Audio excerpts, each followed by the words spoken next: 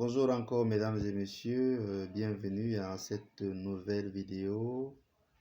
Je suis très ravi de vous retrouver encore une fois de plus pour cette nouvelle production spirituelle. N'oubliez surtout pas, comme j'ai l'habitude de vous dire, de partager la vidéo, ça aide énormément. De liker aussi, bien sûr, ça fait plaisir que de savoir que vous aimez ce que nous produisions comme enseignement pour essayer de conscientiser ou alors d'édifier les masses. Donc partagez au maximum, abonnez-vous à la chaîne également, voilà, ça fait plaisir. Bien, alors au jour d'aujourd'hui, nous allons nous intéresser à une thématique assez sensible. Vous savez qu'il y a beaucoup d'élèves dans nos maisons, beaucoup d'élèves un peu partout dans le monde, dans les maisons, etc., etc. Et bientôt, c'est les examens. Alors, qu'est-ce qu'il faut faire pour réussir à un examen? Certaines personnes peuvent avoir plusieurs chemins.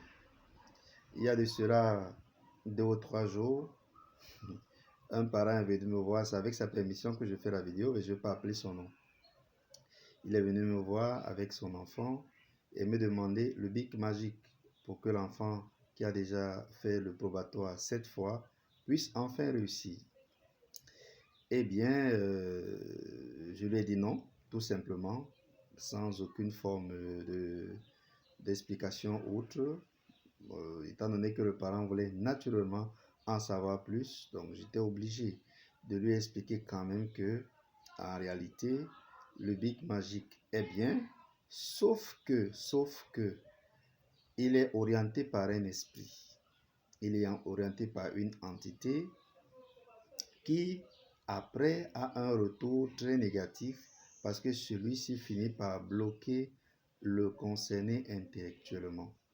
Le blocage intellectuel est l'un de ces blocages-là qui, malgré que vous avez étudié, malgré que vous avez fait des efforts, malgré que vous avez passé des nuits blanches à faire des révisions, au moment venu pour restituer tout ce que vous avez appris, vous devenez oublieux. C'est comme si vous avez attrapé Alzheimer.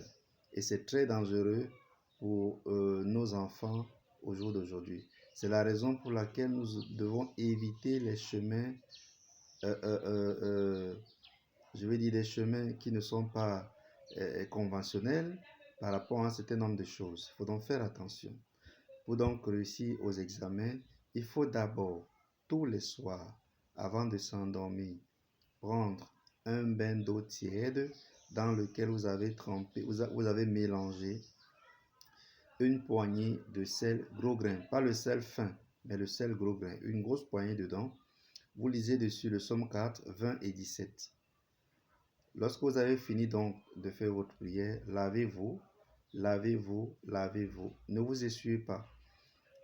Et après avoir pris le bain, quand vous êtes donc habillé proprement, relisez encore les mêmes psaumes. Sauf que cette fois-ci, le psaume 4 sera lu à lui seul 7 fois, le psaume 23 fois et le psaume 57 3 fois également. Et là, vous faites donc une demande de votre bouche par rapport aux examens futurs. Si jamais vous avez fait l'effort requis, c'est-à-dire de réviser, d'être un élève modèle, assidu, je pense que par la grâce de Dieu, vous obtiendrez votre examen.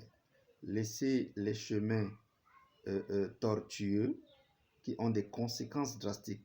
Dans la vie, toute chose qui n'est pas nourrie d'efforts, toute chose qui n'a pas pour source un certain effort dynamique finit toujours par nous détruire. Même de l'argent, même, bref, tout ce que vous pouvez rencontrer dans la vie et qui est donné aussi facilement. Il y a toujours des conséquences et des répercussions parfois extrêmes qu'on regrette. Donc, si on vous a proposé à vous aussi le bic magique, vraiment, détournez-vous de cela complètement parce que celui-ci détruit l'enfant dans l'avenir.